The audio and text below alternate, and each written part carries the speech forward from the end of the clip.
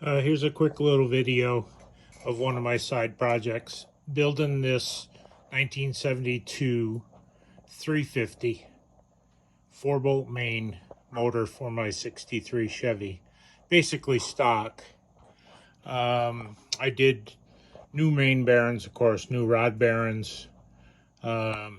Cylinders had very little taper.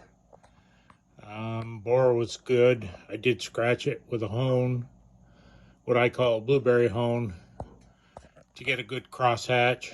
New oil pump, milling oil pump, hardened drive shaft for the oil pump, new valves, knurled the guides, cut a 3-angle valve job, lapped them in. It's got roller tip rockers on it, all new freeze plugs.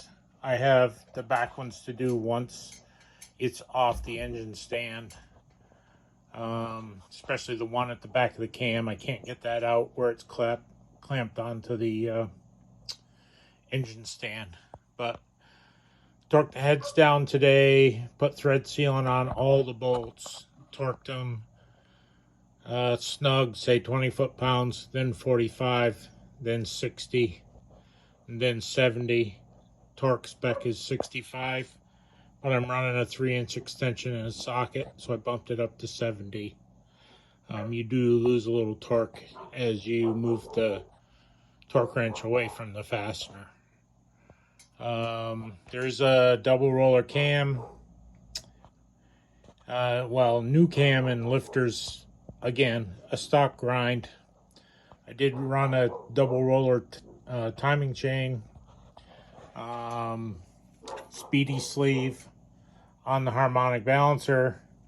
When I go to put that on, bought one of these little aluminum sockets for turning the engine over. It just, all this stuff wasn't available when I first started wrenching in the 70s.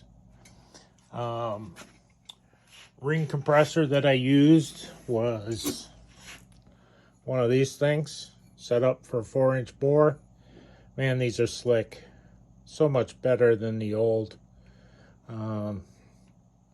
universal ring compressors. Granted, you got to have every one of these for every bore that you're working on. If this engine was bored 30 over, I would need a separate ring compressor for it. But I mean, the cost of these have come way down. I'm sure they're coming from overseas. They're made out of aluminum. They're just so slick. Stagger your rings, give it a little bit of oil, and just push it down into the bore. It's just sweet. You don't have to double think. Did I move the rings? Are the rings seated the way they're supposed to be in the piston? Da da da. So these are slick. I mean, it was like 25 bucks, so well worth the investment. Harmonic balancer is ready to go. I have an installer for that. These are tools I haven't used for a lot of years. Certainly once you got into the modern age, engines weren't really rebuildable. If you got one too hot, you might as well just take it out and throw it away. These are good old cast iron engines. Like I said, 4-bolt main. I think they're a bulletproof engine. So went over the final torque 3 times for each head. Like I said, I had thread sealant on all the bolts because a lot of them, excuse me, go into a water jacket. So the next thing will be taping off all the surfaces and giving the head coat of paint. The intake is Edelbrock Performer manifold, aluminum manifold, which I've already run through the glass bead machine, and that's ready to go. I got new hardware bolts for the intake. I got a Holley 650 carburetor, vacuum secondaries carburetor to go on it. Mechanical oil pressure gauge. probably the oil water temp was light in the truck. I'd kind of like to put in, excuse me, a real mechanical gauge. So mechanical tack, mechanical oil pressure gauge, and mechanical water temp. Then I can monitor it.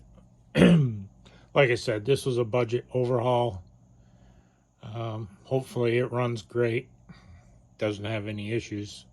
But we won't know until we start it. And I do plan on starting it before I put it in the truck. So that's it for today. Thanks for watching.